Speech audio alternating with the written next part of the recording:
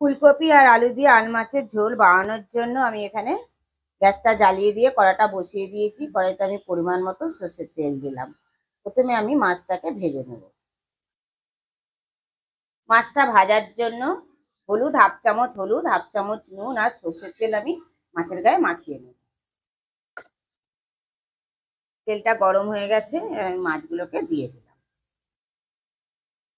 যেহেতু আর মাছটা আঁশ ছাড়া মাছ, সর্ষের তেলে একটু মাখিয়ে নিলে মাছটা ফাটবে না।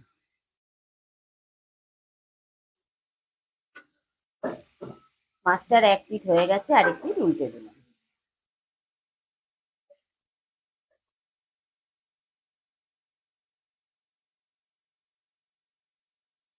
মাছটা ভাজা হয়ে গেছে, আমি তুলে নিলাম। আমি মাছগুলোকে হালকা করে ভেজে নিলাম। আর মাছ বেশি ভাজলে মাছের টেস্টটা নষ্ট হয়ে যায়, তাই জন্য আর মাছটাকে হালকা করেই ভাজতে হবে। আর ওই একই তেলের মধ্যেই আলু আর ফুলকপিটাকেও ভেজে নেব।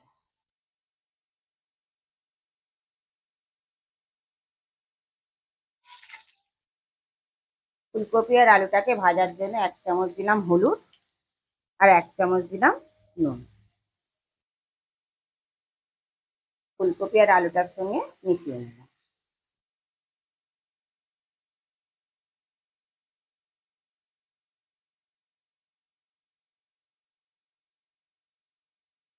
দিলাম কিছুক্ষণের জন্য ঢেকে। ফুলকপি আর আলুটা ভাজা হয়ে গেছে, এবার আমি তুলে নিলাম।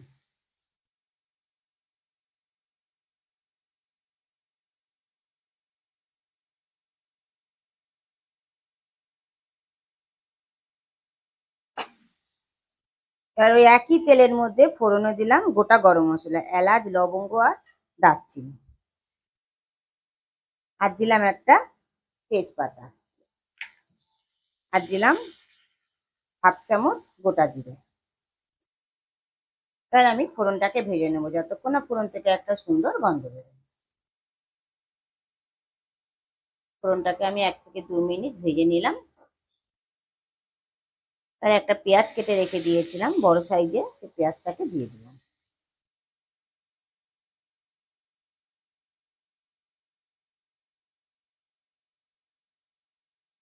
তার পেঁয়াজটাকেও ভেজে নেব যতক্ষণ না পেঁয়াজের কালারটা চেঞ্জ হয়।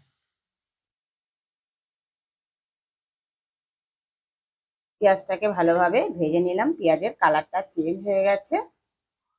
এবার আমি একটু মশলা, মিক্সিতে আমি একটু মশলা বানিয়ে নিয়েছিলাম, মশলাটাকে দিয়ে দিলাম।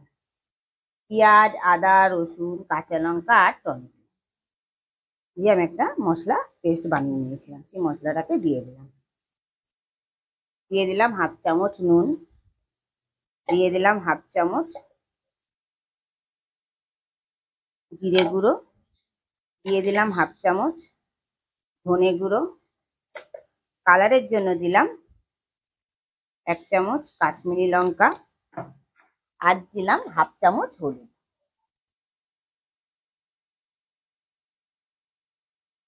এবার সমস্ত গুঁড়ো মশলাগুলো এই মশলাটার সঙ্গে, বাটা মশলাটার সঙ্গে মিশিয়ে নিলাম। মিশিয়ে নিয়ে এবার আমি কষবো 3 থেকে 4 মিনিট, যতক্ষণ না কাঁচা গন্ধটা, মশলার কাঁচা গন্ধটা যায়।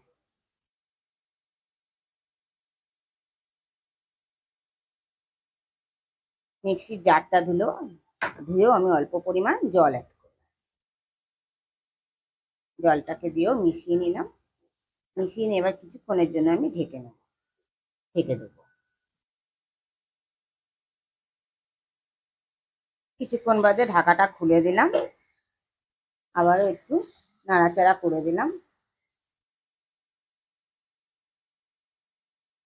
দেখুন বন্ধুরা, মশলা থেকে তেল ছেড়ে দিয়েছে। মশলা থেকে তেল ছেড়ে দিলে ভাববেন মশলাটা ভালোভাবে কষা হয়ে গেছে। এবার আমি ভেজে রাখা ফুলকপি আর আলুটা দিয়ে দিলাম। ফুলকপি আর আলুটা দিয়েও মশলাটার সঙ্গে মিশিয়ে নিলাম।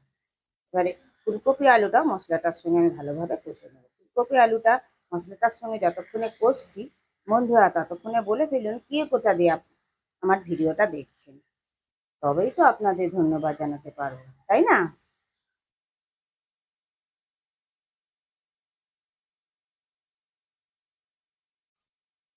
ফুলকপি আর আলুটা মশলাটার সঙ্গে ভালোভাবে কষে নিলাম।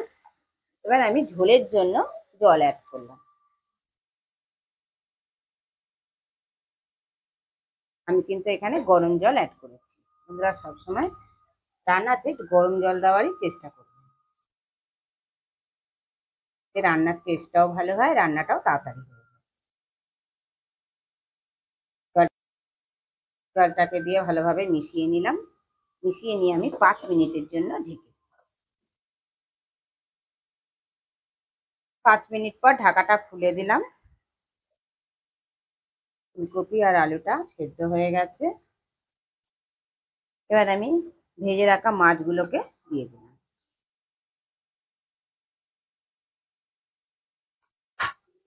মাছগুলোকে দিয়েও মিশিয়ে নিলাম। মিশিয়ে নিয়ে আবারও আমি 3 মিনিটের জন্য ঢেকে দিলাম, যাতে মাছের ফ্লেভারটা ঝোলের মধ্যে আসে। 3 থেকে 4 মিনিট স্ট্যান্ডিং টাইমে রাখার পর ফিরে এলাম। ফুলকপি আর আলু দিয়ে আর মাছের ঝোলটা আমার অলমোস্ট কমপ্লিট। দেখুন বন্ধুরা, দেখতে কতটা লোভনীয় হয়েছে, তাহলে খেতে কতটা সুস্বাদু হবে।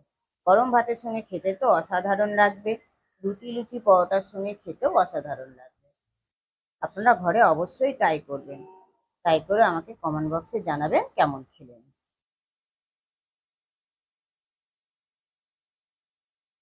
ভিডিওটা যদি আপনারা ফেসবুক থেকে দেখে থাকেন, তাহলে চ্যানেলটাকে ফলো করে দেবেন।